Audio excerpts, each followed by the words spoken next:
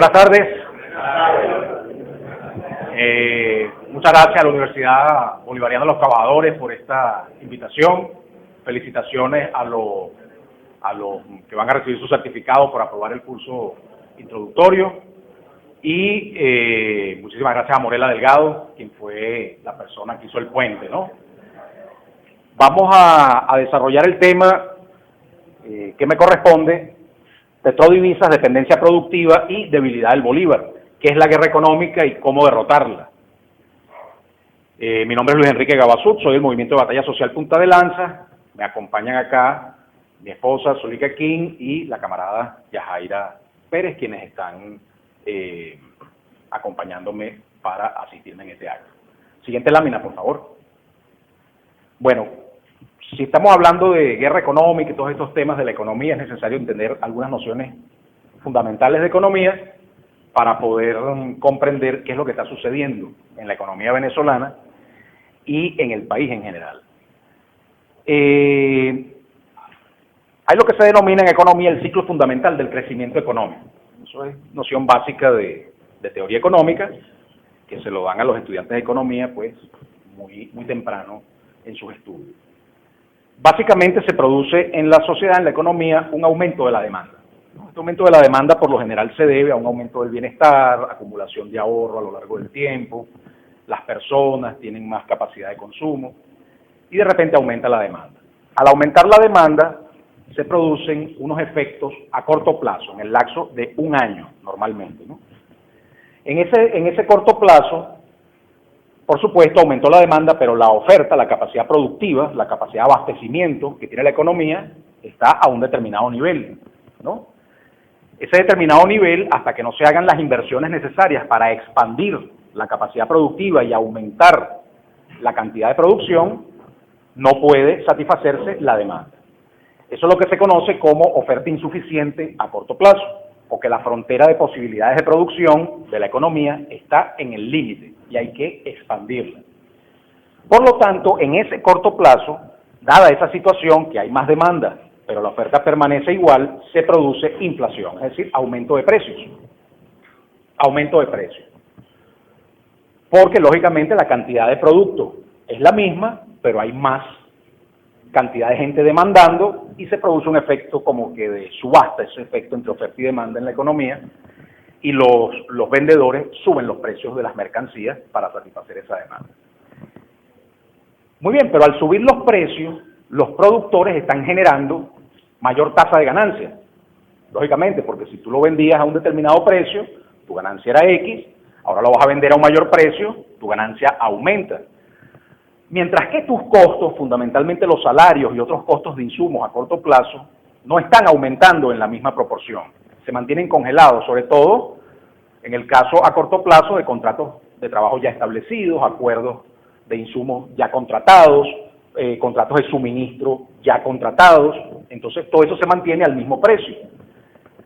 Pero tú estás subiendo el precio de tu producto final. Entonces eso te permite, como tus costos se mantienen, ¿verdad? Pero tú subes el precio de tu producto final, eso te permite una mayor ganancia como productor. ¿Y qué ocurre cuando una persona gana más? Tiene mayor capacidad de ahorro, ¿ok? De ahorro. Entonces pasamos al escenario de largo plazo, después que transcurre ese año donde ha aumentado la ganancia y donde se ha producido mayor ahorro por parte de las empresas, de los que producen, etcétera. Entonces viene un fenómeno de aumento de la inversión productiva y el empleo. ¿Por qué? Porque al aumentar el ahorro, como hay mayor demanda, evidentemente las empresas dicen, bueno, ahora voy a agarrar este excedente que obtuve y lo voy a invertir. Voy a generar mayor capacidad instalada para producir más, para satisfacer esa demanda que aumentó. ¿Correcto? Muy bien. Y se produce la inversión productiva y obviamente al aumentar la producción o la inversión productiva aumenta el empleo, porque se supone que si ahora hay más capacidad instalada, más fábricas, más granjas para aumentar la cantidad de bienes en la economía, pues eso va a requerir mayor cantidad de trabajadores, de factor trabajo. Así que la teoría dice que debe aumentar la inversión productiva y el empleo. Esto hace que se expanda la frontera de posibilidades de producción, aumenta la oferta. Al aumentar la oferta se estabilizan los precios o bajan, ¿no? Porque aumentó la cantidad de productos. Y suben los salarios porque el ciclo de bienestar permite que se pueda ajustar los salarios que se habían quedado rezagados, que no habían aumentado. Ahora los trabajadores van a exigir, bueno, pero tú has estado ganando más, ahora nosotros queremos mejor paga. Esa es la teoría. Al subir los salarios aumenta, por supuesto, el bienestar de la sociedad, el poder adquisitivo en la población y vuelve a aumentar la demanda. Y ese es el ciclo virtuoso del crecimiento económico. En teoría. Siguiente lámina, por favor. Bien, pero resulta que ese ciclo virtuoso del crecimiento económico en Venezuela falla. No se produce. No de ahora, de siempre. Es la característica estructural de la economía venezolana. Se observa de 100 años para acá o incluso más. ¿Qué ocurre? Efectivamente el ciclo es exactamente igual, aumenta la demanda, la oferta insuficiente, suben los precios, se mantienen los insumos bajo control, los factores productivos, aumenta la tasa de ganancia. Pero de ahí en adelante es donde viene el fallo. Está señalado en cuadros rojos abajo. Los empresarios, los productores, los dueños de fábricas, los dueños de granjas, etcétera, en lugar de utilizar los excedentes que obtienen al aumentar su tasa de ganancia para reinversión productiva y aumento de los niveles de empleo y expansión de la frontera de posibilidades de producción, lo que hacen es no hacerlo. Es decir, no invierten, no expanden capacidad instalada, ¿no? Al menos no en la proporción en que deberían, sino o muy poco, o nulo, o incluso se produce desinversión. Por lo tanto, no aumenta la capacidad productiva o la planta instalada de producción en la economía nacional, ni se producen aumentos en el empleo asociados a la expansión de la producción, ¿no? Puede haber aumentos en el empleo porque el Estado va aumentando el empleo, porque hay generación de empleo de otra manera, pero no debido a la expansión de la inversión productiva. Por lo tanto, no se expande la frontera de posibilidades de producción, la oferta se mantiene insuficiente, siguen subiendo los precios, inflación, ¿no? Y suben los salarios, pero ¿por qué suben los salarios? Los salarios suben sostenidos por renta petrolera, gasto público, básicamente, ¿no? Que es lo que jalona los salarios al alza. Y eso nos convierte en un círculo o ciclo vicioso del estancamiento económico, ya no del crecimiento económico, porque hay ese fallo. Siguiente lámina, por favor. Bien, hasta aquí la teoría económica, ¿no? ¿Por qué sucede eso? Acá les vamos a dar algunas evidencias de que efectivamente los agentes económicos productivos en Venezuela no invierten a lo largo del tiempo. Acá tenemos, por ejemplo, la gráfica de índice de precios e índice de volumen de producción de la industria manufacturera privada en Venezuela. Toda la industria manufacturera privada. La serie está desde el año 1997 hasta el año 2011. Está tomada de las estadísticas que están publicadas en la página web del Banco Central de Venezuela, disponible para todo el que la quiera revisar. Cuando uno proyecta la gráfica, lo primero que llama la atención es que el volumen de producción, es decir, las toneladas métricas de la producción manufacturera privada en Venezuela, ¿no? De toda la producción manufacturera privada, en volumen, no en valor, sino en volumen, en toneladas métricas, que es un indicador bastante objetivo de la cantidad de producción, ¿no? Dice, bueno, mientras más volumen de cosas, pues más producción, ¿no? Mientras menos volumen de cosas, menos producción. Bueno, ese índice solamente aumentó en promedio un 9% en todo el periodo, es decir, en 15 años aproximadamente, 16 años, 15 años, un 9% solamente. Mientras que los precios de esa misma producción manufacturera privada en Venezuela, su índice de aumento fue de 1.550%. Por lo tanto, solamente con ver esta gráfica ya uno sabe que la explicación, o sea, ya uno tiene una evidencia de ese fallo fundamental del crecimiento económico en Venezuela que ya les explicaba. Es decir, que no invierten, pues, porque el volumen de si invirtieran, el volumen de producción en toneladas métricas debería ser mayor, pero no es. Y en cambio los precios suben, es decir, se produce inflación, porque no aumenta la oferta. Siguiente lámina, por favor. Esa es toda la industria manufacturera privada.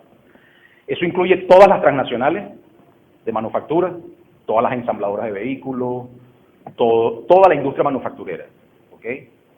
Toda la industria nacional, de gran capital, de pequeño y mediano capital, a la cabeza, por supuesto, de gran capital nacional, Empresas Polar, que es el principal grupo de producción manufacturera en el país, ¿ok? Y todas las transnacionales, Procter & Gamble, Kimberly-Clark, bueno, todas las farmacéuticas, la industria farmacéutica, todo eso es manufactura privada. Muy bien. Ahora bien, acá se demuestra directamente el índice o el indicador que en economía se utiliza para medir directamente la inversión, ¿no? La inversión, que es la tasa de formación bruta de capital fijo, así se llama. Aquí está comparada o proyectada en una serie que va de 1997 a 2010, también en el Banco Central de Venezuela, la curva de crecimiento de la formación bruta de capital fijo del sector público en comparación con el sector privado, ¿no? Y entonces a precios constantes, es decir, esto es controlando la inflación, esto no está influido por inflación, es a valor real, comparable, se pueden comparar un año con otro sin que intervenga la inflación. Y lo primero que observamos es que la curva roja, a pesar de las oscilaciones que tiene, su tendencia es una tendencia lineal horizontal. Esa es el sector privado. Así que la tasa de formación bruta de capital fijo del sector privado se mantiene constante, no invierten. Más bien, si comparamos el primer año de la serie con el último, hubo un decrecimiento de casi un 20%, es decir, desinversión del sector privado. Pero cuando vemos la curva azul, que es el sector público, ¿no? La tasa de formación bruta de capital fijo, vemos una tendencia exponencial, ahí está trazada en la curva. Y si comparamos el primer año de la serie con el último, nos arroja un incremento de casi 170% entre el primer año de la serie y el último en formación bruta de capital fijo, en inversión del Estado, del sector público en Venezuela. Lo que quiere decir que el que invierte en Venezuela o el que tiende a invertir en Venezuela es el Estado, no es el sector privado, es el Estado. Siguiente lámina, por favor. Anterior. Ajá, ahí. Todavía para abundar más, todos sabemos como un indicador de si se produce o no se produce es la cantidad de trabajo, de factor trabajo, aplicada a la producción.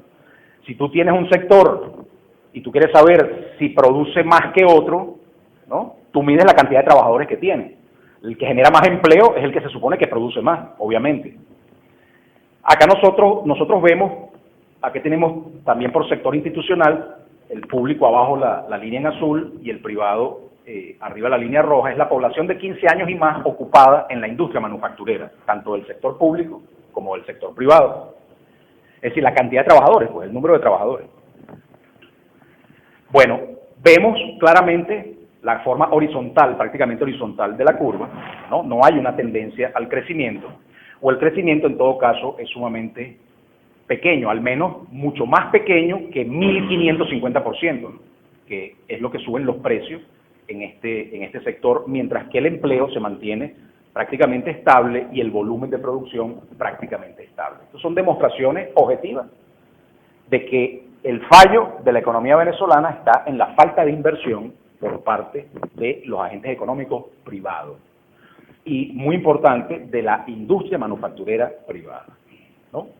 Pero hay un dato aquí interesante en relación con el empleo. Resulta que para el año 2011, y esta tendencia se mantiene hasta la actualidad, esta brecha, esta diferencia, toda la industria manufacturera privada existente operando actualmente en Venezuela ocupa 1.322.482 trabajadores, ¿no?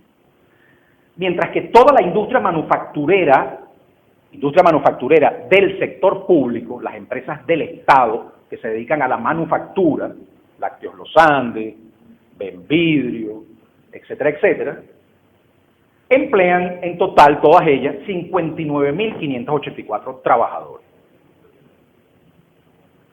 Yo debía hacer la tortica para ver la proporción, pero realmente si ponemos la torta, el empleo manufacturero del sector público es prácticamente ínfimo en comparación con una cifra de 1.322.000 que tiene la industria manufacturera privada. Y es interesante este dato porque demuestra que la responsabilidad por la oferta de bienes manufacturados en Venezuela no es de la industria estatizada, es de la industria privada, si nos atenemos a la cantidad de empleo que ocupa cada uno de los sectores. Así que cuando decimos el desabastecimiento es por culpa de algo que hace el gobierno, evidentemente no es responsabilidad de la industria estatizada o socialista o socializada o nacionalizada que no haya abastecimiento en los anaqueles, sino de la industria privada, porque la proporción de factor trabajo que ocupa esta industria es muchísimo mayor que la proporción de factor trabajo que ocupa el Estado.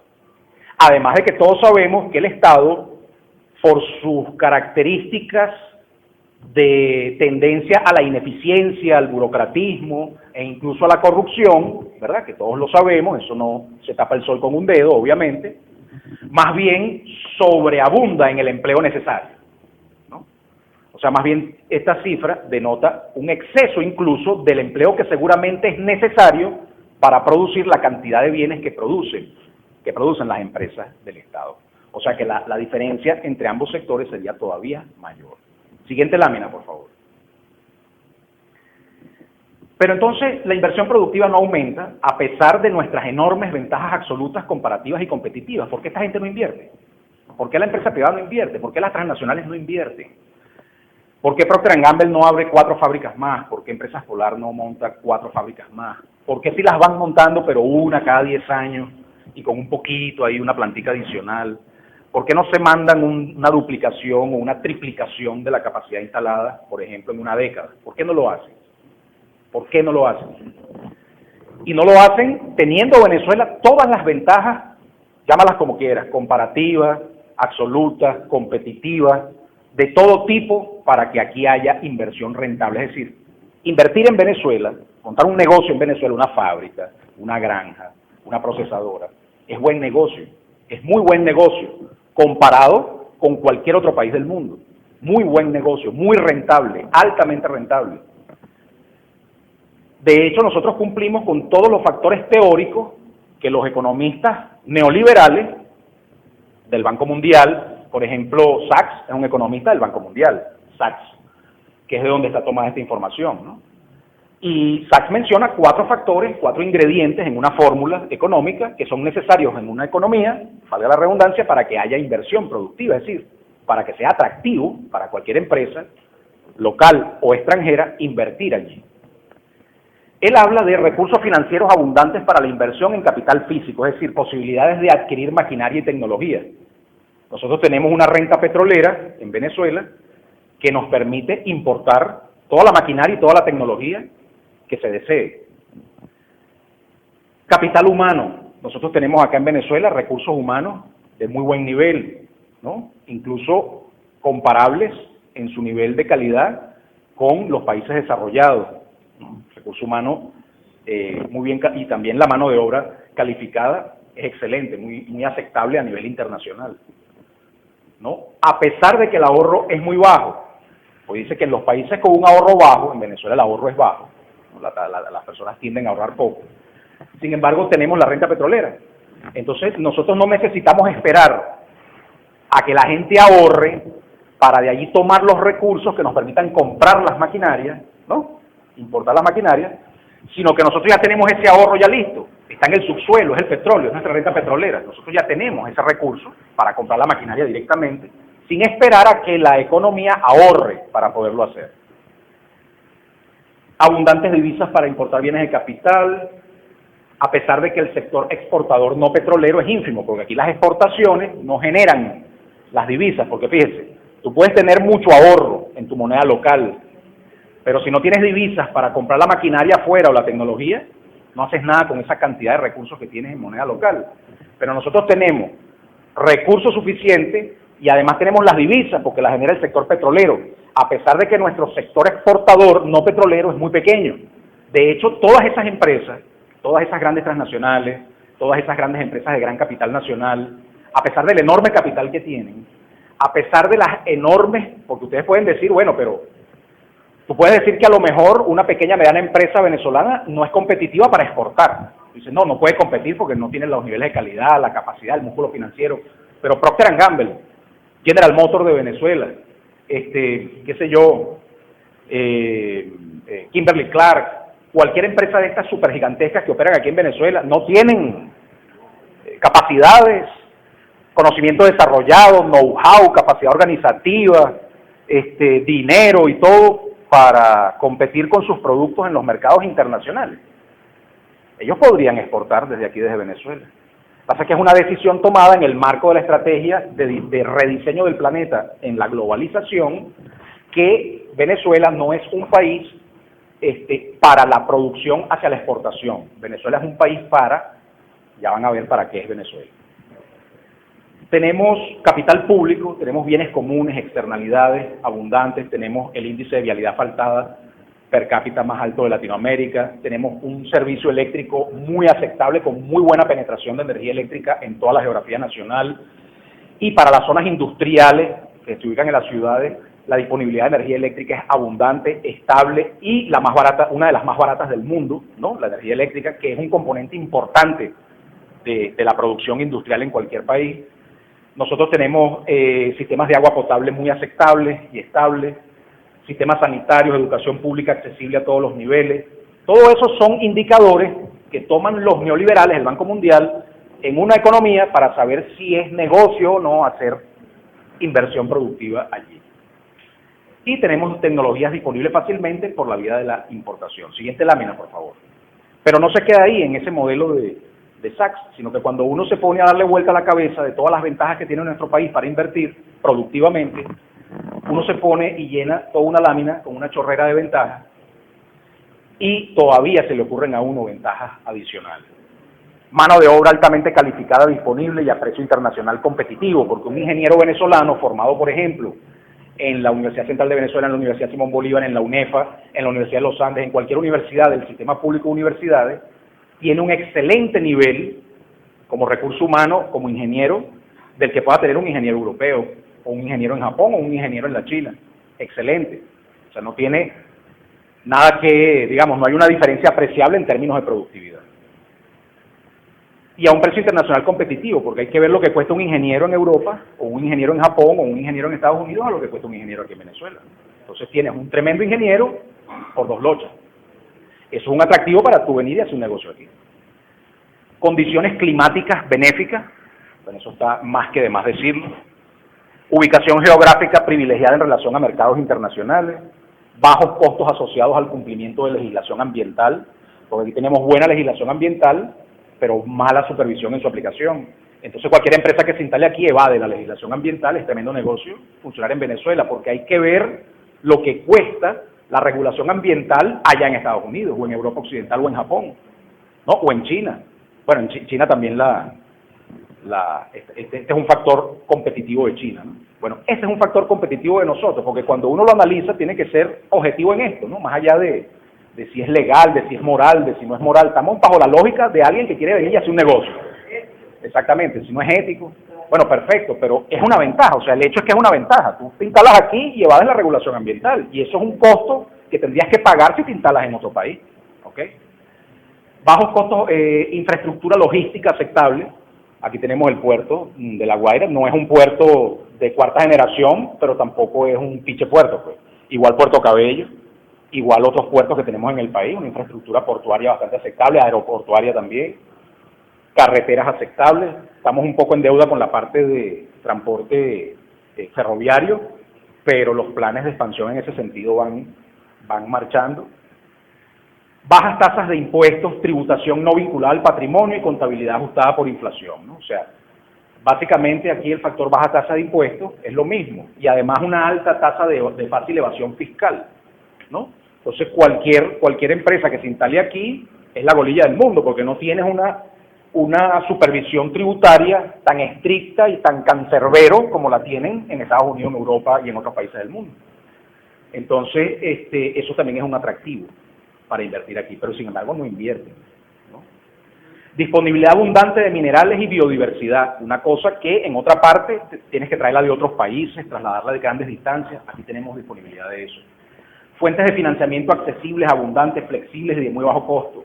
Energía barata y de suministro estable, estabilidad política y seguridad jurídica aceptable, porque aquí dicen, no, lo que pasa es que la inseguridad jurídica, porque me pueden expropiar, etcétera. Bueno, en la China también se condujeron masivos procesos de expropiación por parte del Estado y sin embargo la China es una potencia industrial mundial, es la primera economía del mundo prácticamente. Entonces, aquí eso no es un factor. Además aquí, por quítame esta paja, inmediatamente te vas al CIADI, te vas a no sé, aunque ya Venezuela denunció el CIADI, que es el tratado de la Corte como internacional donde se manejan las diferencias por expropiación. Bueno, y si no vas y te quejas allá con Obama, y Obama inmediatamente te defiende, le mete una presión ahí al gobierno venezolano, y el gobierno tiene que agacharse porque, como quien dice que mata a un guapo y apoyado, mata la mejor intención. Entonces, realmente inseguridad jurídica en Venezuela, cuando todas esas empresas que fueron expropiadas, nacionalizadas o estatizadas, hubo que pagarlas por un valor mucho más alto de lo que realmente valían esos activos, porque ya eran activos que estaban depreciados, subutilizados ya. Inclusive se pagó por tecnología que, estando patentada por la empresa expropiada, como le sucedió a Benvideo, por ejemplo, que de 2010 para acá solamente ha podido recibir transferencia tecnológica en un 5% de toda la tecnología Owen Illinois que tiene ahí en sus plantas de producción. Y cuando se le daña necesita un repuesto, una refacción para poder mantener funcionando las plantas, se le tranca todo porque Owen Illinois no le vende el repuesto, tiene un boicot a nivel mundial para suministrarle partes y componentes a Benvideo. Benvideo ha tenido que entrar en negociaciones con empresas francesas, italianas, otro tipo de proveedores, para cambiar todas las plantas de producción, todos los equipos, todas las maquinarias. Entonces, pero eso se le pagó a Owen Illinois a precio de gallina, a precio de pepita de oro, cuando era chatarra prácticamente. Y aún así, tenemos que descartarlo. O sea, la empresa nos sale doble, triple, cuádruple en su verdadero valor, en su verdadero precio. Eso es inseguridad jurídica. Será inseguridad jurídica para el Estado venezolano. Será inseguridad jurídica para nosotros los venezolanos.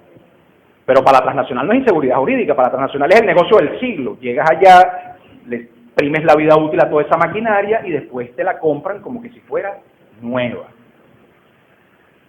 ¿Qué te digo? Disponibilidad de centros de investigación y desarrollo de alto nivel. Aquí tenemos el IBIC, tenemos el Instituto de Ingeniería, tenemos muy buenos centros de investigación en la Universidad de los Andes, en la Universidad Central, en la UNEFA, ¿no? Recientemente acabamos de ganar un premio, un concurso los muchachos de la UNEFA, creo, en robótica. O sea, nosotros aquí tenemos mecatrónica, ingeniería mecatrónica. Nosotros tenemos aquí muy buen nivel científico y tecnológico. Muy buen nivel científico y tecnológico. Experiencia de negocio, pero fíjense ustedes, cuando hay centros de investigación y desarrollo, laboratorios, centros de investigación, científicos, en aquellos países, en otros países, las empresas privadas, las corporaciones privadas que tienen la plata, el capital, el dinero, van y se asocian y hacen convenios con esas instituciones, invierten allí, para desarrollar tecnología, para desarrollar invenciones, le dan dinero a las universidades, a los centros de investigación, lo financian, para que se generen innovaciones y luego, bueno, vienen los acuerdos de propiedad intelectual, de las patentes y todo eso, que es el negocio de aquel que está invirtiendo su dinero allí. Pero son las grandes empresas, las grandes corporaciones, las que están llamadas a proporcionar el apoyo necesario para que se desarrolle la ciencia y la tecnología. No es como siempre le dicen a uno, es al revés el razonamiento. No, lo que pasa es que en Venezuela no se desarrolla la industria y somos un país subdesarrollado porque estamos atrasados en ciencia y tecnología. Digo, claro, pero si es que estas empresas no invierten en ciencia y tecnología, no invierten en ciencia y tecnología. Luego tenemos experiencia de negocios y buen nivel de conocimiento gerencial. Inserción en bloques regionales de integración atractivos como mercados ampliados. Porque si tú vas a montar un negocio acá en Venezuela, tú no nada más le vas a vender al mercado reducido venezolano, sino que le vas a vender también al mercado ampliado producto de la integración latinoamericana y caribeña. Mercosur, Alba TCP, Petrocaribe. Es decir, es un mercado, si entras por Venezuela, tienes acceso rápidamente a esos mercados ampliados. Garantías aceptables para la inversión extranjera, demanda interna robusta, enormes volúmenes de compra del Estado y con facilidad de acceso a las mismas, débil legislación y aplicación de la legislación antimonopolio, otra ventaja antiética, pero ventaja al fin, ¿no? Que aquí los monopolios campean a diestra y siniestra. Aquí todos los sectores que ustedes ven en un anaquel o en cualquier tienda están monopolizados o oligopolizados en su suministro, en su oferta. quienes lo producen o los importan. Todos esos productos, toda esa gama de marcas, está controlada por 2, 3 o 4 empresas, o una sola. Por ejemplo, Empresas Polar tiene el monopolio de las margarinas. 6 marcas de margarina diferentes, de las más vendidas, son de Polar. No es nada más Mavesa, también es Nelly, también es Dorada, todo eso es de Polar. Tú ves las salsas de tomate, son 2 o 3 nada más, y tienen más del 90% del mercado. Cerveza igual, ¿no? Harina de maíz precocido, chuchería, bueno, etcétera, etcétera. O sea, nosotros estamos en una economía monopólica u oligopólica, es decir, donde uno solo se lleva toda la torta, o a lo sumo 2 o 3 o 4, ¿no? Eso en la inmensa mayoría de todos los sectores de bienes de este país. Bien, pero la legislación antimonopolio es totalmente, la legislación es buena, pero su aplicación es laxa, es flexible, es inoperante. Otro atractivo más. Débil legislación o aplicación de la seguridad, de la legislación de seguridad industrial. Y aquí tenemos, por ejemplo, la compañera Yajaira, que ese es su ramo, donde efectivamente eso es así. Y yo creo que ustedes como trabajadores lo han padecido en sus diferentes centros de trabajo a lo largo de su vida, de cómo las normas de seguridad industrial, siempre la inversión en seguridad industrial es muy baja en este país. Es decir, que una empresa no va a invertir en Venezuela porque los costos de seguridad industrial son muy altos, es ridículo. Eso no es así. ¿Okay? Bajo nivel de exigencia en materia de calidad de bienes y servicios por parte de los consumidores. O sea, tú instalas un negocio acá, produces un bien, pero produces un bien basura, un bien de baja calidad, un bien chimbo, un bien que por lo tanto te cuesta poco, te cuesta menos, y lo vendes como pan caliente. Tú comparas la producción de las empresas, de las marcas, de empresas transnacionales en Venezuela, con las mismas marcas que ellos producen allá, y es la misma marca la que venden allá, en Europa, en Estados Unidos, en Japón, y cuando comparas la diferencia en sus cualidades, en sus propiedades, en su calidad, es del cielo a la tierra. La de Venezuela es una porquería. O sea, ellos nos venden aquí la misma marca, pero con una calidad muy por debajo de la que está en los anaqueles de consumo allá en aquellos países. Sobre todo ahora, ¿no? Débil legislación o aplicación de legislación en materia de calidad, escasa presencia y desarrollo de competidores en múltiples nichos de mercado inexplotados, importantes industrias básicas para suministro de materias primas en acero y petroquímica. Bueno, ¿qué más ventajas? ¿Cuánto más? Se me fue toda la presentación, nada más que diciendo y medio explicando las ventajas que tenemos aquí para invertir, y todavía hay más, todavía uno puede pensar en más ventajas. Siguiente lámina, por favor. Sin embargo, no invierten. ¿Por qué no invierten? Uno pudiera decir, bueno, pero ¿cuál es el problema? No importa que aquí no se produzca, ni se invierta. Para eso tenemos petróleo. Nosotros somos un país rico, petrolero. Tenemos renta petrolera, vamos a importar. Y ya está. Y así compensamos el aumento de la demanda del ciclo económico, lo compensamos aumentando la oferta por la vía de la importación, no por la vía de la producción, sino por la vía de la importación. Y así estabilizamos la inflación, abastecemos, todo el mundo es feliz, tenemos renta petrolera a patadas, ¿no? ¿Cuál es el problema entonces? Pero curiosamente resulta que a pesar de que Venezuela tiene renta petrolera a patadas, divisas en abundancia, y puede de hecho importa, sin embargo esas importaciones, en lugar de ser abundantes y económicas, porque las estás trayendo de afuera y estás trayendo el precio competitivo de afuera, ¿verdad? A pesar de ser abundantes, deberían ser abundantes y económicas las importaciones, son escasas y caras, sobre todo en épocas como esta de dificultad económica. ¿Pero cómo es posible esto?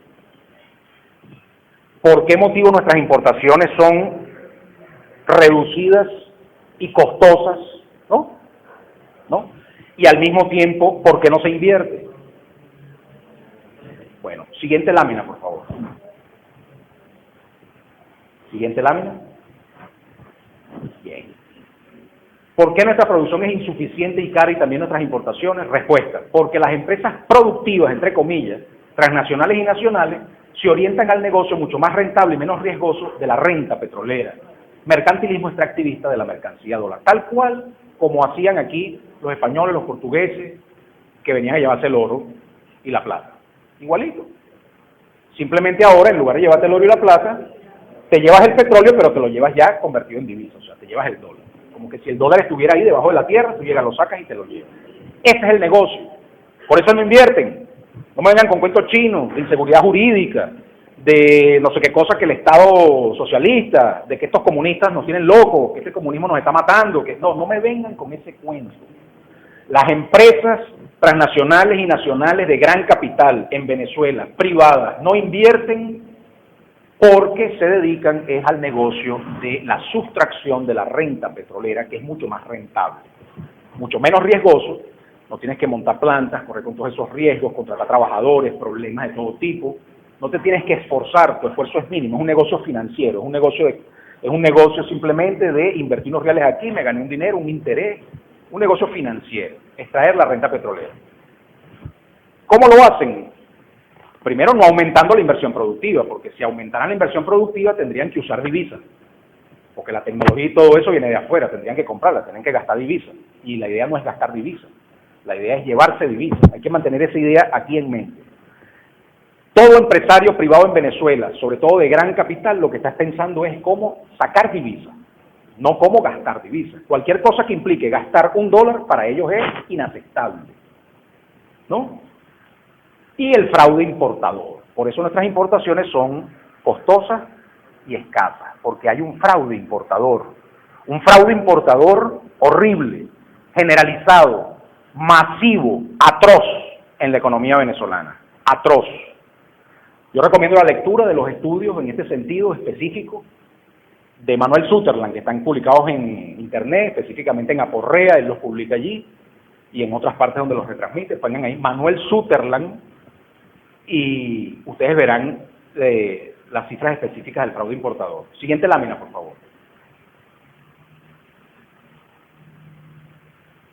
Todas esas empresas se orientan a la renta petrolera y al fraude importador. Fíjense ustedes, yo analicé la base de datos de Cadivi de 9 años, los 9 años que duró Cadivi de 2004 a 2012. Y eso está, por cierto, en la página web de, ahorita Sencoex, antes Cadivi, está esa base de datos, con 10.374 empresas diferentes, que recibieron divisas de Cadivi en 9 años, en todo lo que entregó Cadivi a las empresas privadas.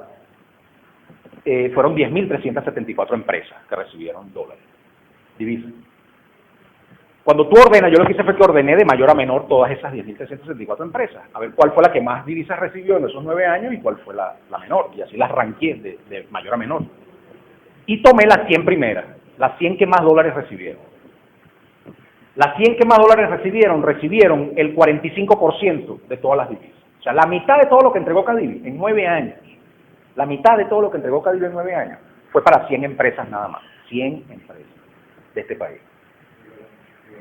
Y si lo llevamos a las primeras 500, que es menos del 5% de las empresas que recibieron divisas, las primeras 500 se llevaron casi el 70% de todas las divisas, o sea, el 69,6%, ¿no? Esto está en internet, publicado en un estudio que yo tengo allí, también en Aporrea y en otras partes, para el que lo quiera consultar, meten mi nombre y aparece el estudio allí.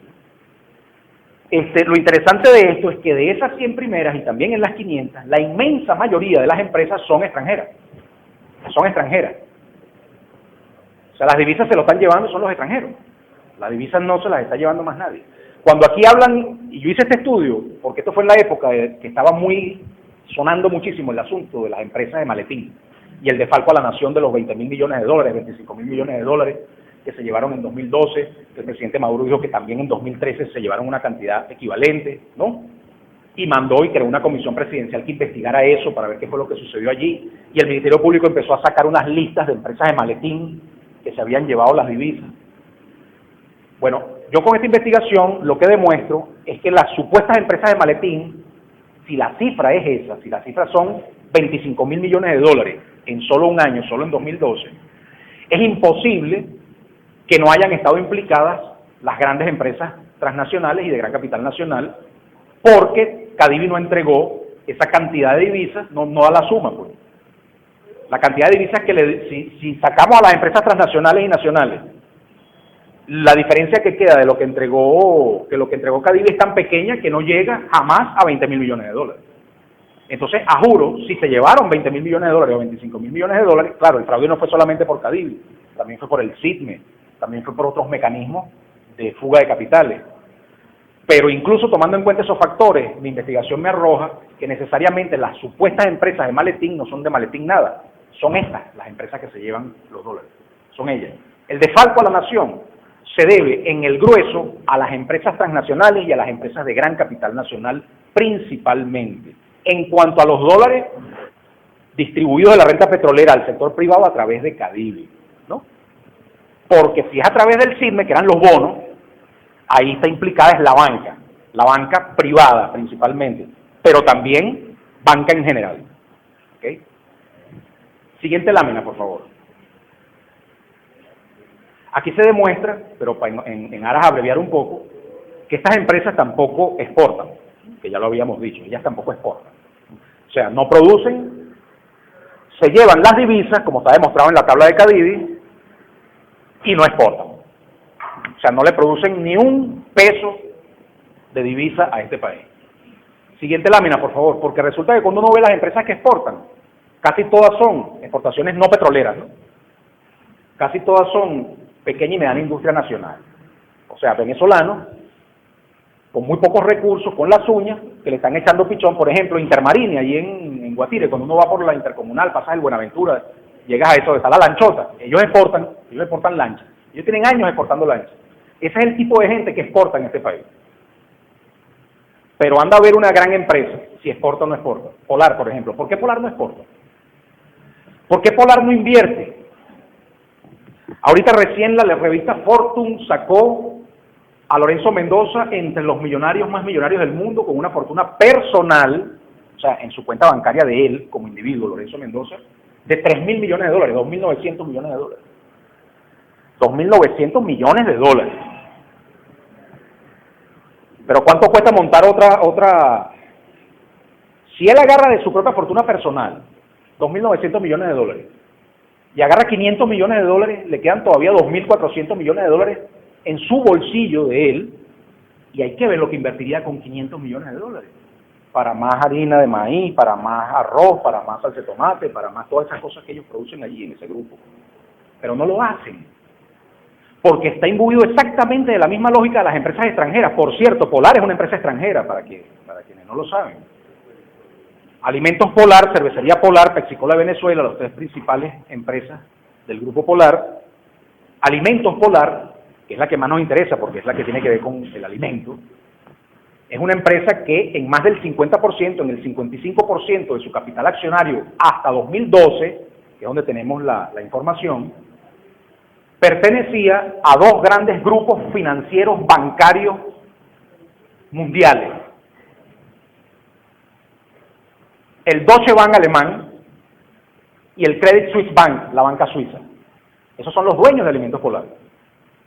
El otro 45% se reparte entre otros accionistas minoritarios extranjeros y la familia, etcétera, y empresas relacionadas de Polar. Pero además Polar es un monstruo, porque Polar también tiene acciones y posee capital en muchas otras empresas en este país. Por ejemplo, para entender guerra económica, nosotros podemos ver, por ejemplo, que el 25% de las acciones de macro comercializadoras pertenecen al grupo de empresas Polar. O sea que Polar es accionista principal de macro, ¿ok? Pero además hay vinculaciones muy estrechas, porque toda la burguesía transnacional y nacional en este país se relaciona. Hay vinculaciones incluso de consanguinidad entre las juntas directivas, ¿no?, y los accionistas de empresas Polar, de Procter & Gamble, de Pharmatodo, por nombrar solamente tres de los actores más notorios que están y han sido implicados en una conspiración de guerra económica contra Venezuela. ¿Cómo se llevan la renta petrolera? Principalmente sobrefacturación de importación. Pero hay otros mecanismos. Sobrefacturación de importaciones, para quienes no lo saben, es un mecanismo muy simple. Tú le pides a Sencoe $1 millón para importar X cantidad de materia prima o insumos para la producción, entre comillas. Y resulta que eso que va a importar, que se lo vas a comprar a tu misma casa matriz, o sea, Pedro comprándole a Pedro, ¿no?, o a una empresa relacionada o vinculada que está en el extranjero, que no pertenece a la misma matriz, pero está relacionada, es vinculada a ella, le va a comprar esa mercancía X, pero esa mercancía X realmente vale $100.000, no $1.000.000. Pero tú presentas tu factura por $1.000.000. Y como son insumos y partes y componentes solamente de esa empresa, no se manejan a nivel de un mercado competitivo internacional, no hay manera que el Fisco Nacional en aduana, el CENIA, a través de su dirección de precios de transferencia, pueda determinar que hay una sobrefacturación. En pocas palabras, la sobrefacturación es un delito prácticamente impune en el mundo, pero más en países como este, como Venezuela. Así es como se llevan la renta petrolera, así de facilito. Te presentan una factura inflada, eso es todo. Así de simple. ¿Y qué ocurre? Esa factura viene inflada. Como viene inflada, tú la metes de esa manera en tu contabilidad, en tu estructura de costo. Pasas por toda la normativa de la SUNDE, cumples con toda la ley de costo y precio justo, porque eso es una factura y es legal, y eso es lo que refleja que eso costó, a pesar de que está inflado. Y cuando calculas todos tus costos y toda esa inflación producto del fraude importador, todo ese fraude importador, toda esa sobrefacturación se transfiere directamente a la estructura de costo y por lo tanto al precio y termina en inflación que todos nosotros pagamos con nuestros bolsillos. Y nos roban dos veces, como claramente se puede concluir de allí. Nos roban dos veces porque nos roban de esa manera, pero además como tienen el monopolio y son los que venden el producto final, nos roban con el precio del producto final. Pero además repatriación de dividendos, pago de deuda externa contraída con empresas vinculadas, o sea, Pedro le pide prestado a Pedro en el extranjero, ¿no? Pedro en el extranjero le presta, eso se registra como una inversión extranjera en la Superintendencia de Inversiones Extranjeras, y para poder pagar los intereses de ese préstamo, que es Pedro, intereses de Pedro, pides divisa en Sencoes, tienes que darme divisa porque tengo una deuda externa. Si no, cierro la planta. No puedo producir, no hay mayonesa. Ok. ¿Qué ocurre? ¿Qué ocurre? Ustedes saben el colmo. Aquí han venido empresas a hacer inversión extranjera y registran en la Superintendencia de Inversiones Extranjeras. Inversión extranjera, ponte tú por $100.000. Pero como las leyes de inversión extranjera en Venezuela dicen que toda la reinversión que tú hagas de una inversión extranjera inicial, toda la reinversión que tú haces en bolívares, si tú montas aquí una fábrica con $100.000 y arrancas, toda la ganancia y excedente que tú haces en bolívares, a lo largo de todos los años que tú operes aquí, 100 años si son 100 años, cada año tú agarras los bolívares que te ganaste y los reinviertes en bolívares, ampliando la planta, ampliando capacidad. Toda esa reinversión que se hace en bolívares también queda registrada como inversión extranjera. O sea, también es en dólares. A la hora que la fábrica, que la empresa cierre, liquide operaciones, le toca a Sencoe, la suma de todo esto es en dólares y me lo tienes que dar en dólares para yo llevarme. Eso es lo que se conoce como los convenios de inversión extranjera. Eso es así. De ahí no nos podemos escapar. Pero ¿qué hacen los vivos? Ellos llegan y dicen, nosotros vamos a hacer una inversión inicial de $1 millón de dólares. Pero nadie en el Estado venezolano chequea que realmente el $1 millón entró a Venezuela. Entonces, ¿qué hacen? Agarran $50.000, compran un galpón o un terreno. Y entonces ustedes saben lo que hacen. Solo $50.000 fue lo que entró a Venezuela. $50.000 nada más. Pero ellos registraron $1 millón. ¿Qué hacen? Se van a la banca venezolana, piden un préstamo en bolívares y con ese dinero terminan de construir el galpón, montan las maquinarias, instalan todo y todo eso queda registrado como que si aquí entró $1 millón. O sea, a nosotros no. Me van a perdonar la expresión tan coloquial, tan vulgar, pero nos clavan como les da la gana. Gracias, Yajaira. Después todo el rollo de las marcas y las licencias de marca en el SAPI, en el Servicio Autónomo de la Propiedad Intelectual. Fíjense, por ejemplo, las marcas de Polar. Ninguna marca de Polar es venezolana. Todas están registradas en una empresa vinculada a Polar que se encuentra domiciliada en un paraíso fiscal canadiense que se llama Isla del Príncipe Eduardo. Ahí están, ese es el dueño de las marcas. La harina PAN no es venezolana, es canadiense. Desde hace muchos años, desde el año 2002, desde un mes antes del golpe de Estado de abril. Eso está ahí en el SAPI, eso lo puede consultar cualquiera, esos son registros públicos. Todas las marcas de Polar fueron extranjerizadas un mes antes del golpe de Estado de abril de 2002. Toda la burguesía privada nacional extranjerizó sus marcas y la propiedad de su capital en esas fechas. Uno de los que más se tardó fue Laboratorios Vargas, el grupo Vargas, que se extranjerizó un mes después del golpe de Estado. Entonces, aquí todas esas son empresas extranjeras. Todas. Claro, cuando tú tienes las marcas afuera, tú tienes que pagarle a esa empresa canadiense unas regalías por el uso de los derechos de marca. Porque resulta que esta empresa, a través de la licencia, el contrato de licencia de uso, le devuelve el uso de las marcas a las empresas Polar. Y las empresas Polar en Venezuela firman un contrato de licencia de uso de marca con esa empresa canadiense. No, la patente es para la tecnología. La marca es la marca comercial. Mavesa, por ejemplo, Harina Pan, Primor.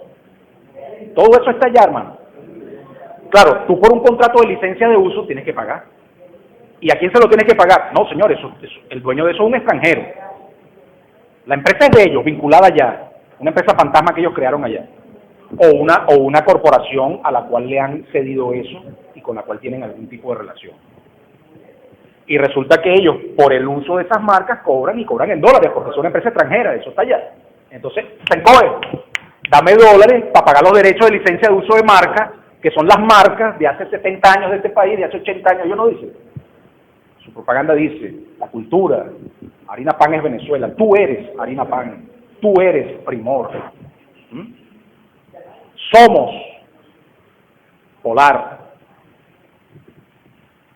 Cuando uno analiza eso dice, bueno, pero ¿quiénes somos? Pues no tenemos nacionalidad. Estamos en Venezuela, estamos en Canadá, ¿dónde estamos? Bien.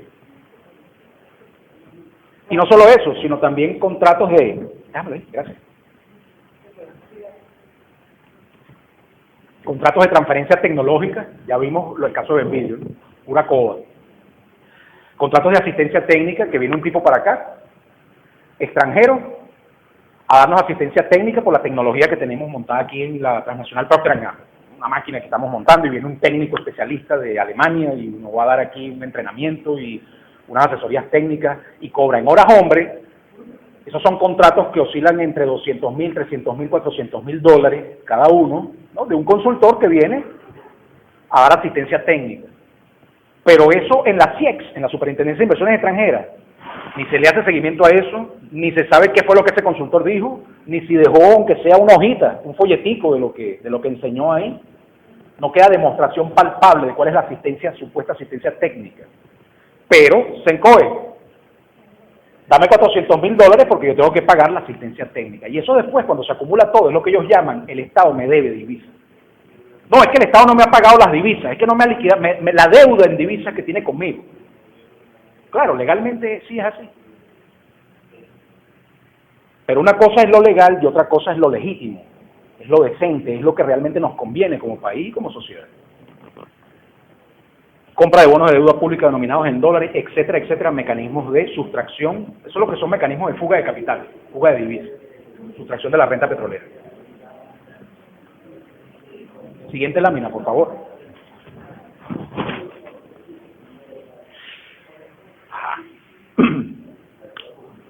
Aquí tenemos el mecanismo de apropiación delincuencial de la renta petrolera nacional. Este es un ejemplo que yo elaboré como parte de un equipo de investigación en el Ministerio de Comercio con la ministra Isabel Delgado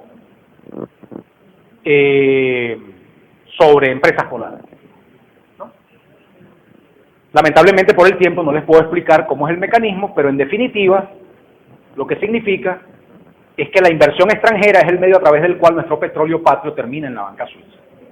Así de simple. Sustracción de la renta petrolera. Los que quieran la presentación, yo se las voy a dejar aquí grabadas en la computadora para que la puedan, se la piden a Morela, por favor socialízala, Morela. Siguiente lámina, por favor.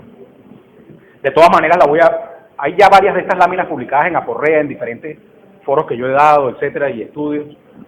Pero ahorita, como estoy grabando el audio de esta presentación, voy a aprovechar, la voy a colgar completa de Aporrea, Dios mediante, y la van a tener completa con las láminas y todo próximamente. Condiciones necesarias para la apropiación de la renta petrolera. Claro, cuando las transnacionales y la burguesía nacional en el sentido de que no tiene una casa matriz que la posea en el extranjero o que la controle desde el punto de vista de toma de decisiones. Como por ejemplo, Procter & Gamble de Venezuela tiene Procter & Gamble Company, que es la casa matriz que la controla. Tiene una casa matriz que la controla. Polar no. Polar, aun cuando está extranjerizado su capital, es empresa extranjera, sin embargo no tiene casa matriz que la controle. Por eso hablamos de burguesía nacional. Esa es toda la diferencia entre burguesía nacional y burguesía transnacional. Ahora, ellos, para tener el control de la sociedad y de la economía y poder dedicarse a ese negocio altamente rentable de la sustracción extractivista mercantilista de la renta petrolera y no invertir y no exportar y no generar empleo, tienen que generar una serie de condiciones en la economía nacional, en la sociedad venezolana. Y esas condiciones son muy sencillas y muy perversas, además. Desplazamiento de los productores nacionales, ¿no? Desplazamiento de los productores nacionales, para que no haya competencia y ellos puedan tener el monopolio. Porque ¿cuál es el problema de que la divisa se ponga muy cara? De que se devalúe mucho el bolívar y entonces, oye, está carísimo esa divisa. Bueno, eso es problema para el que no puede tener generación de bolívares. Pero si tú tienes generación de bolívares, todos los bolívares que tú quieras, a ti no te importa el precio de la divisa. Pues igualito vas a tener los bolívares para comprarla. ¿Y cómo puedes tener generación de bolívares garantizada? Con el monopolio y el oligopolio. O sea, yo soy el único que produce. Y tú necesitas comer arroz. Yo te lo pongo al precio que sea. Yo te subo el precio como me dé la gana. Y tú lo vas a tener que pagar al precio que sea porque si no te mueres de hambre. Y la gente, como no se va a morir de hambre, se empobrece, se arruina, se endeuda para poder darle los bolívares que esta gente necesita para ellos sacar sus dólares. Por eso generan desplazamiento de los productores nacionales. ¿Qué ocurre? Si los productores nacionales, si tú permites, además, fíjate lo que ocurre también además, ¿no? Monopolio o oligopolio, consumismo publicitario, baja calidad y precio alto. O sea, te subo el precio, te bajo la calidad para tener mayor margen aún de ganancia y puedo hacerlo porque tengo el monopolio. Y tú lo consumes porque yo te he seducido psicológicamente a través de la publicidad subliminal y de la propaganda y de la seducción publicitaria para que tú consumas algo que tú crees que es de gran calidad, ¿no? Pero que en realidad no es de gran calidad. Disculpa, Zulica, pero hay que bajar un poquito el tono porque no, el auditorio es pequeño. Tenemos bloqueo de la innovación productiva, ¿no? Bloqueo de la innovación productiva. Bloqueo de encadenamientos productivos. ¿Por qué hay que bloquear los encadenamientos productivos? Algo de lo que hablaba el vicerrector, muy importante. Si tú eres una gran empresa, se supone que tú compras, por ejemplo, Nestlé de Venezuela. Ellos compran alrededor de 3.600 insumos, partes y componentes diferentes en sus procesos productivos. 3.600 partes, componentes e insumos. De los cuales la mitad aproximadamente son importados, los compran afuera. Y la otra mitad, que son nacionales, han venido sistemáticamente desde principios de este año sustituyéndolos por importación, dejando de comprárselo a los productores nacionales y metiendo solicitudes de certificado de no producción nacional en el Ministerio de Industria para poder justificar la solicitud de divisas preferenciales de la República en Sencoex, ¿no? Ajá. Pero cuando uno dice, ok, pero ¿qué insumo nacional está sustituyendo por importado? Coco. No hay cocosete, porque el coco, entonces, ¿qué dijeron? Que de todas las toneladas de coco que compraron en febrero en el estado Falcón, a los productores de coco del estado Falcón, coco, el coco se da en Venezuela silvestre, que ni siquiera hay que cultivarlo, eso se da silvestre.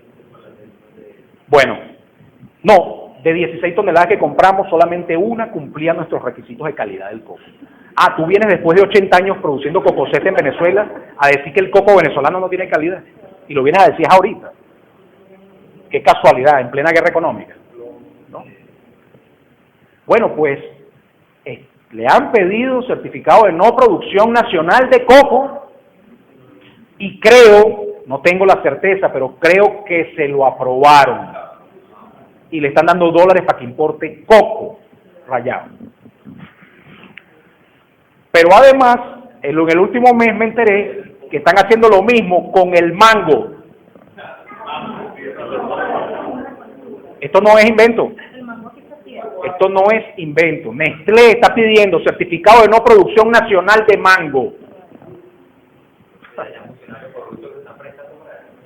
Mira, ellos te argumentan que si las normas de calidad, que si nosotros tenemos ahora unos estándares de calidad de no sé qué cosas. Por ejemplo, miren lo que le están haciendo a Benvidrio. A Benvidrio,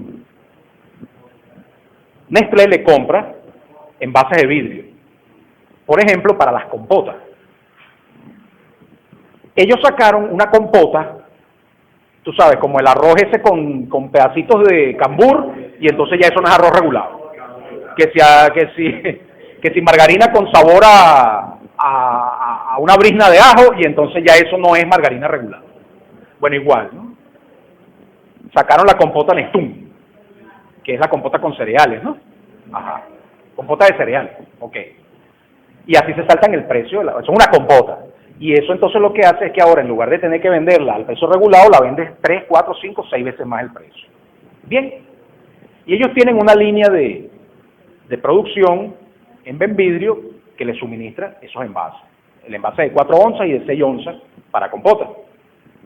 Bueno, resulta que de un tiempo para acá, resulta que en febrero, Benvidrio, que hace monitoreo de mercado, Benvidrio hace monitoreo de los anaqueles, Benvidrio determina que esa compota se está vendiendo a un precio que no es regulado, pero Benvidrio le vende o le vendía en ese momento los envases a Nestlé a precio preferencial porque se suponía que era para compota regulada. Y así Nestlé estaba sacando una pingüe ganancia.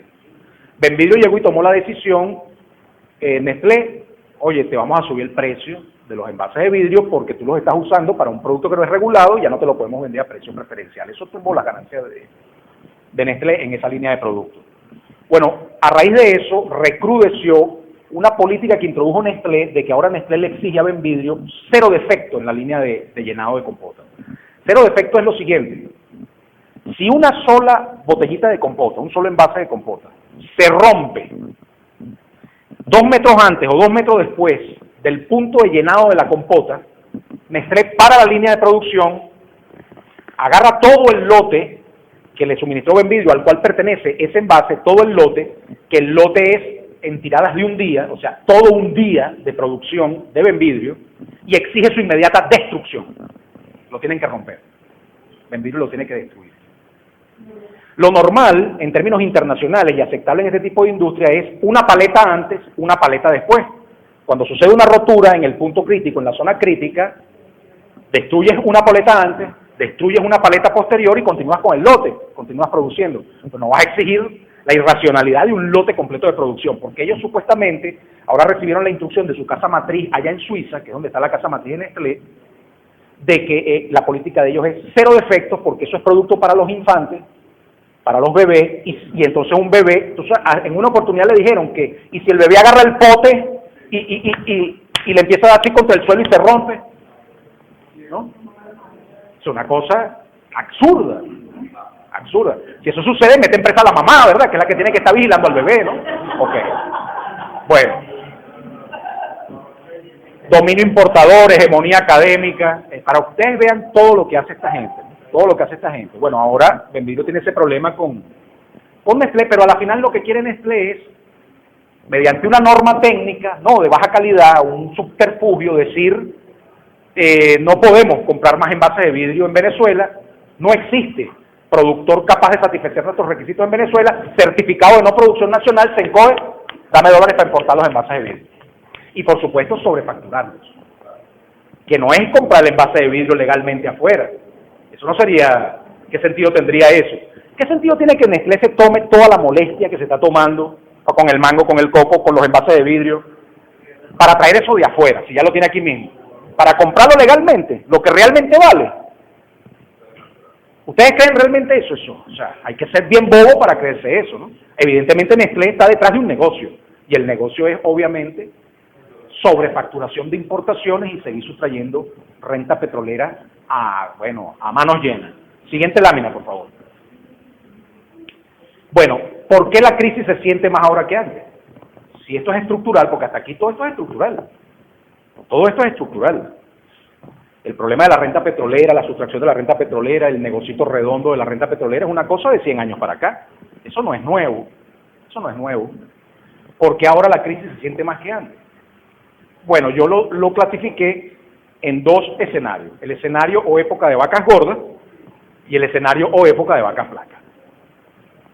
En el escenario o época de vacas gordas, fíjense que en ambos escenarios el funcionamiento estructural es el mismo. No invierten productivamente, generan fraude importador, sustraen la renta petrolera nacional. Eso es lo que siempre hacen. Pero en el escenario de vacas gordas, el país tiene altos precios del petróleo y el país tiene endeudamiento público, ahí dicen bolívares en divisas, pero fundamentalmente en divisas. O sea, te puedes endeudar. Puedes vender bonos del Estado, deuda pública. La calificación de riesgo del país es baja. La banca internacional te presta dinero a manos llenas y a relativamente bajo interés, aunque a Venezuela siempre le han aplicado una tasa de interés más alta que la que le aplican a otros países de América Latina y el Caribe. Y altos precios del petróleo. Entonces, por más que esta gente hace la sustracción de la renta petrolera, hay suficiente disponibilidad de divisas para compensar el efecto, y entonces con importaciones se genera, con importaciones y con bienestar de la población, se genera una inflación y un desabastecimiento bajo límites de control, o sea, aceptable, controlable, se siente poco, aun cuando siempre lo hay. No hay un año en Venezuela que no haya inflación de 2 dígitos.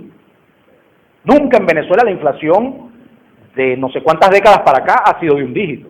O sea, la economía venezolana es estructuralmente inflacionaria. Lo que pasa es que hay épocas donde se dispara más todavía, ¿no? Ok. ¿Qué ocurre? Eso lo que hace es postergar el colapso, porque lo posterga sobre la base de precios altos del petróleo, que es una variable aleatoria y volátil, y lo sostiene sobre la base de un endeudamiento público que en algún momento posterior vas a tener que pagar toda esa deuda.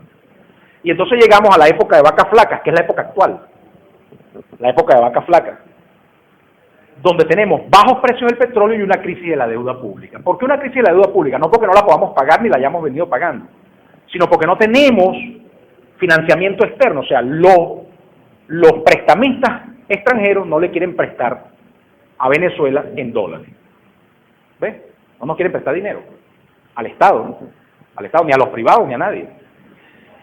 Y han aumentado la calificación de riesgo país, porque esa calificación de riesgo país, aparte de que está abultada por factores de guerra económica, por una intencionalidad geopolítica contra Venezuela, sin embargo, obviamente cuando los precios del petróleo están bajos, eso incide en la calificación de riesgo país, porque Venezuela es un país que depende de los precios del petróleo en una enorme proporción. Y eso nos genera un escenario de grandes dificultades. Pero por si fuera poco, a esas grandes dificultades se suman, que son las dificultades que serían normales, que serían las dificultades en las que estamos metidos, por las características de nuestra economía. Pero además le suman los factores de guerra económica, que son desabastecimiento programado, contrabando de extracción, compras nerviosas, IVA chaqueo, más dólar today, que no está aquí, igual inflación y desabastecimiento fuera de control. Eso es lo que está ocurriendo en este momento en Venezuela. Y por ejemplo, ¿qué es el desabastecimiento programado? Para los que dicen, no, lo que pasa es que eso es mentira, eso es cuento de camino. Aquí la empresa privada no está metida en ningún complot.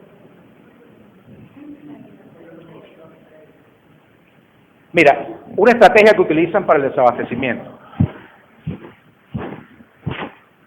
Por ejemplo, para lo que son las presentaciones de los productos, ¿no? Un producto de un envase de 400 mililitros, cierran esa planta de llenado, la cierran y dejan abierta nada más la de litro y galón. Entonces cuando tú vas a buscar el producto en los anaqueles, no consigues el de 400 mililitros, que era el que tú ibas a buscar, y vas a comprar uno, sino que consigues un galón, que equivale a 8 frascos de 400 mililitros. y entonces te conviertes en un comprador nervioso involuntario. Porque tú no querías comprar 8 frascos de 400 mililitros, pero por la presentación te obligan a hacerlo.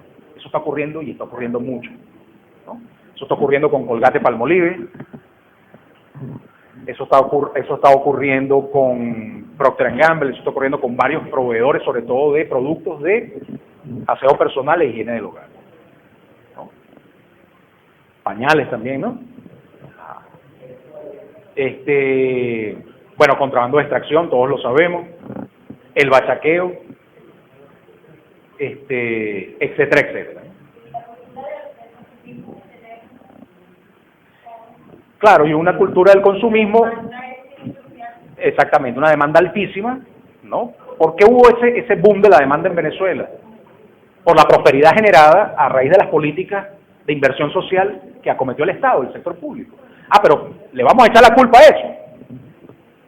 O sea, que el Estado no tenía que hacer eso. O sea, cómanse un cable toda su vida, pues.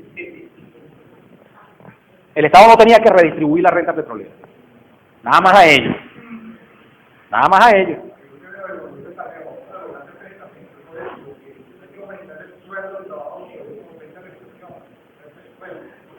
Exacto, o sea, que sea un muerto de hambre toda la vida. Porque es que, ojo, bien importante que tocas ese punto, porque la única manera, y aquí no hay escapatoria, que una empresa transnacional haga inversión productiva aquí en Venezuela es que haya sueldos de hambre, o sea, que no haya ley del trabajo, que puedas explotar muchísimo el factor trabajo, que puedas evadir totalmente la legislación ambiental y que puedas evadir casi al máximo el pago de impuestos. Esos son los 3 requisitos. Con esos 3 requisitos, las empresas, que son, por ejemplo, esos requisitos están, por ejemplo, y se dieron con mucha fuerza durante la época de expansión de la inversión extranjera en China, ¿no? Todavía en China hay condiciones de semiesclavitud. Los contratos colectivos en China son prácticamente inexistentes. Porcentualmente creo que no llegan al 10% de todos los establecimientos fabriles que tienen contratos colectivos, ¿no? Es decir, que realmente, porque de paso China, ustedes dicen potencia mundial, pero China es potencia mundial paraíso de las transnacionales, porque más del 60% de la producción manufacturera china es de empresas transnacionales occidentales. El resto son empresas transnacionales, de ellos de allá, asiáticas y tal, y una pequeña, muy pequeña proporción, pequeña y mediana industria nacional china. Entonces, si aquí deja de haber renta petrolera, las empresas transnacionales pueden comenzar a invertir, pero para eso necesitan una tasa de explotación del factor trabajo, del medio ambiente y del pago de impuestos lo suficientemente atractiva como para que sea negocio para ellos hacerlo. Por eso es que para poder hacer eso necesitan eliminar la ley del trabajo, eliminar las regulaciones ambientales, eliminar el plan de la patria que establece el medio ambiente como una cuestión fundamental, un objetivo histórico, etcétera, etcétera. Bueno, siguiente lámina, por favor. Esta es una definición ya teórica de guerra económica, de acuerdo a todo lo explicado, ya como para ir conceptualizando el fenómeno, ¿no? Teorizando sobre el fenómeno. Siguiente, sí, adelante.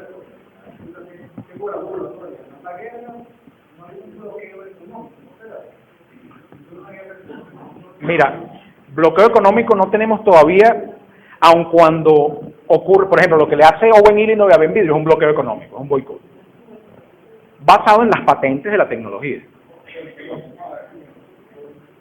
Vamos a llamarlo bloqueo económico, un bloqueo financiero, porque cuando tenemos la palabra de que no hay prestamistas, es un bloqueo, claro, es un bloqueo. Ahorita hay un bloqueo financiero contra Venezuela de no le presten a Venezuela, no le presten, porque si nos prestan, corremos la arruga, pide la Juan para pagarle a Pedro, o sea, uno se mueve, cuando uno está en dificultades económicas, te consigue alguien que te preste y esa es una ayuda que estás teniendo, pues. Agarras un oxígeno, un respiro, ¿entiendes? Pero aquí la idea es que todos los factores coincidan juntos, simultáneos y brutales para derrocar el gobierno bolivariano, obviamente, y luego destituir o derogar todas las leyes que favorecen que favorecen los intereses del trabajo en detrimento de los intereses del capital, que es lo que a la final hizo Hugo Chávez en este país y que continúa haciendo el gobierno bolivariano. Siguiente lámina, por favor.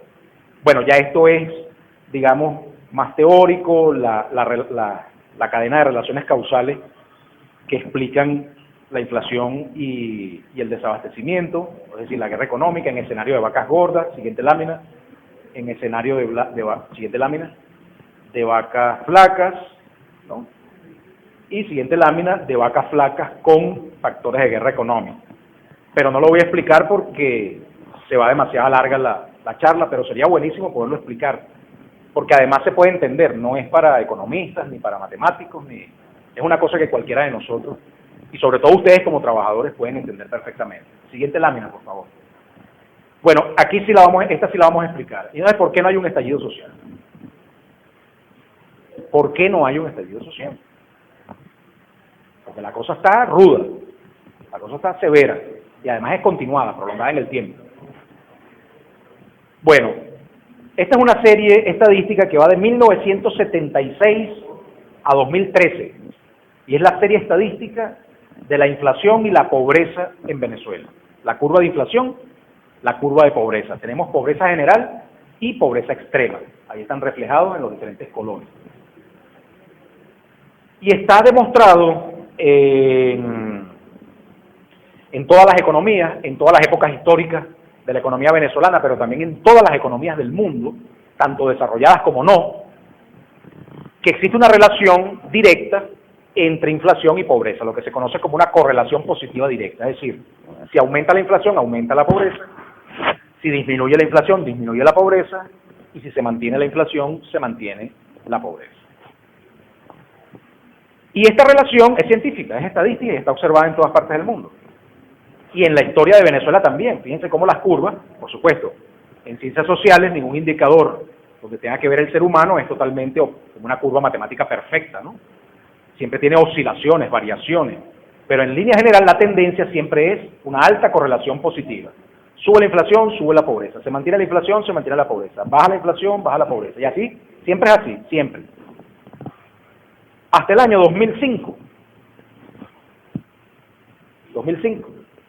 Ahí yo le apliqué un coeficiente de correlación apropiado para esa serie de datos y determino que desaparece la correlación. Estadísticamente, a partir del año 2005, la teórica, histórica, tradicional y universal relación entre inflación y pobreza desaparece en Venezuela. La relación ya no existe. Ahora resulta que independientemente de lo que suceda con la inflación, la pobreza se mantiene o incluso disminuye. Esto es hasta 2013. Ahora, ¿por qué se debe eso? Analicemos el año 2005, que es un hito, ¿no? Un hito en la serie. En el 2005 no sucedió nada en particular que determinara eso, pero como en economía, en los procesos sociales siempre se necesita, llevan una inercia y siempre se necesita lo que se conoce como el efecto retardado, es decir, la reacción se empieza a observar es con 1 o 2 años de retardo, tenemos que buscar qué ocurrió en el año 2004, año 2003. En el año 2003 se inventaron las misiones sociales en Venezuela. El presidente Chávez inventó las misiones sociales.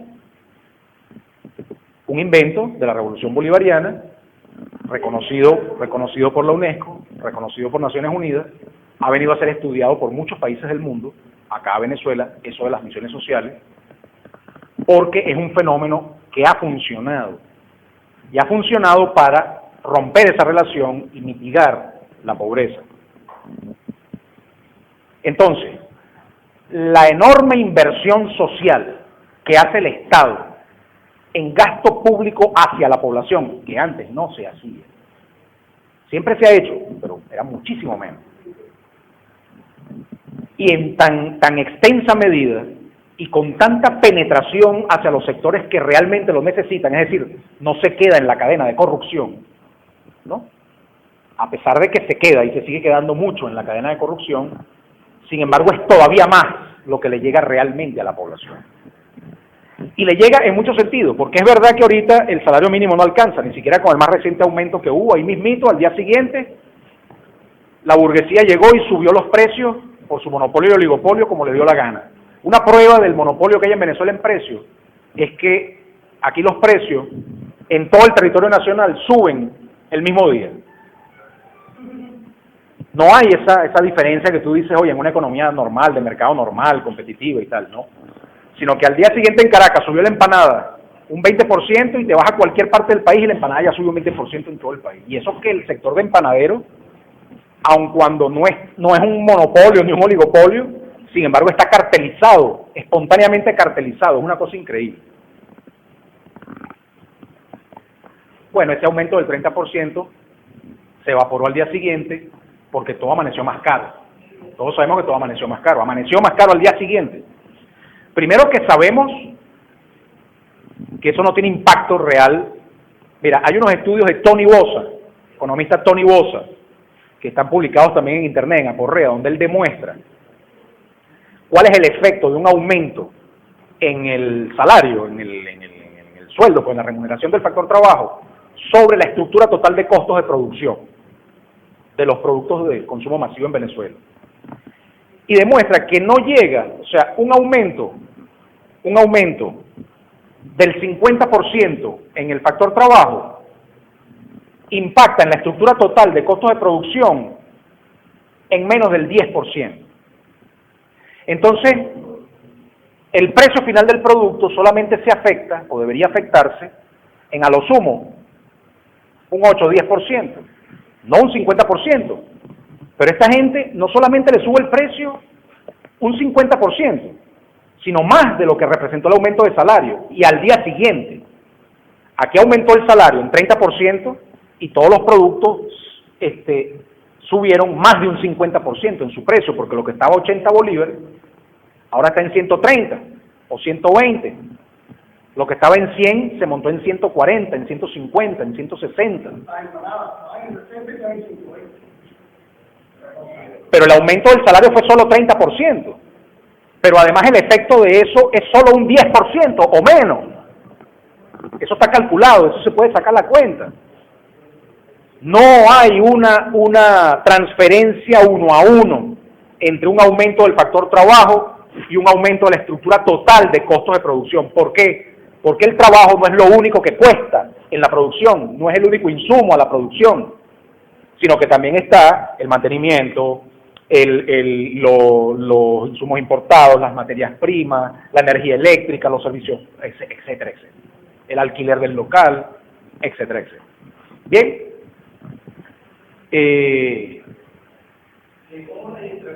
Ok.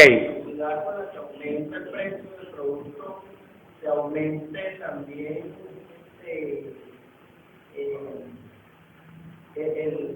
el salario en la estructura. Bueno, debería ser al revés en todo caso, ¿verdad?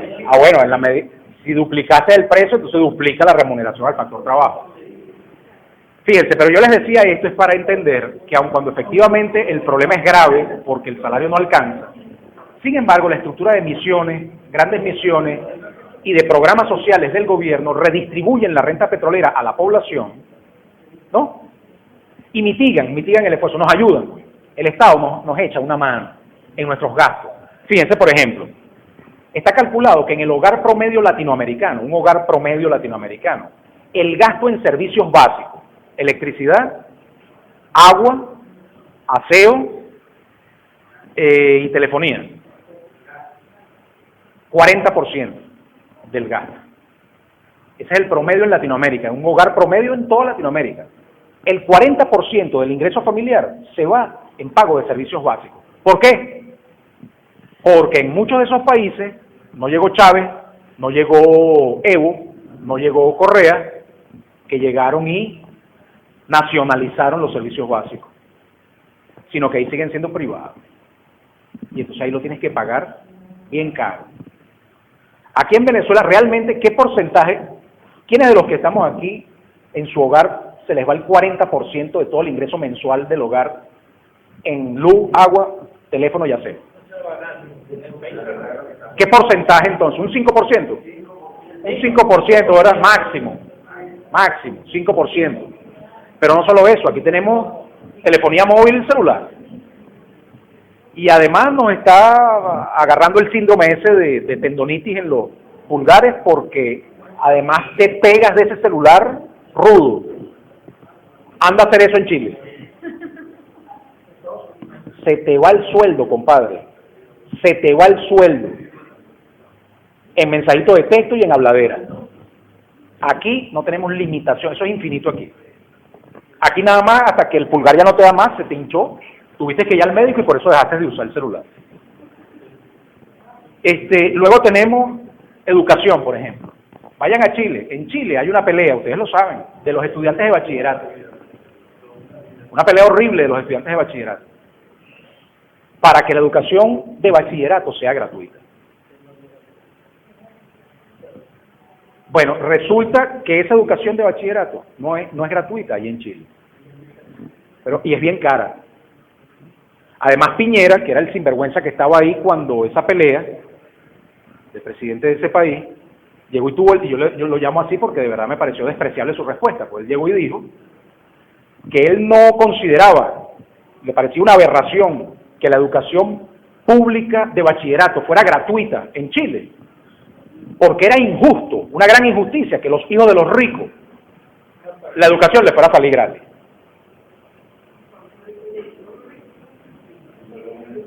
Ahora se ha visto mayor razonamiento descarado, pero así es como son ellos, ¿no? Te voltean el razonamiento y tú lo ves así y dices, oye, ¿verdad? ¿No? Bueno, aquí en Venezuela nosotros tenemos, yo estaba hablando con la rectora de la Universidad Simón Rodríguez, con Alejandrina Reyes hace poco, y ella me dice, ella es la presidenta de la Asociación de Universidades Bolivarianas, ¿no? De rectores, la Asociación de Rectores de Universidades Bolivarianas, o del Estado. Bueno, y resulta que ella me dice que hay solamente en las que están en esa asociación, porque son más, no todas están en esa asociación, y además no están incluidos ahí los institutos tecnológicos y toda una serie de instituciones adicionales. Hay 1.100.000 estudiantes universitarios, 1.100.000 estudiantes universitarios matriculados en este momento recibiendo educación superior gratuita en Venezuela, gratuita. Pero además eso llega incluso hasta el postdoctorado, porque hasta los cursos doctorales y postdoctorales son gratuitos. Y si no tienes el programa de financiamiento al investigador por el Fondo Nacional de Ciencia y Tecnología, otro invento del presidente Chávez, que te financia como profesor investigador, aquí en las universidades lo sabemos. Entonces, todo eso es gratis, hermano. Todo eso es gratis. Si a ti te tocara en tu hogar tener hijos en edad universitaria, ahorita, con la crisis, tú tendrías que pagarles la universidad. Como por ejemplo lo que cuesta la Metropolitana o lo que cuesta la Católica. Que para los pelos de punta, yo ni siquiera quiero mencionar esa cifra aquí, porque de verdad que es como de infarto el costo de eso, ¿no? Te dicen, no, la calidad relativa. Falso. Calidad relativa. Hermano, el que quiera aprender, aprende, así sea en un granero, con un cabo de vela y un cuadernito. Y un cerebro bien puesto. Y un corazón. Pero ahí está la UNEFA, que es una universidad pública, y ahí están esos muchachos ganando concursos internacionales en robótica. Así que eso de que la calidad en la Católica o en la Metropolitana es mejor, porque los profesores son mejores, y esto y lo otro y tal, sí, los profesores pueden ser mejores, pero hoy día está Internet. Y aquí el profesor universal es Internet, ¿sí o no?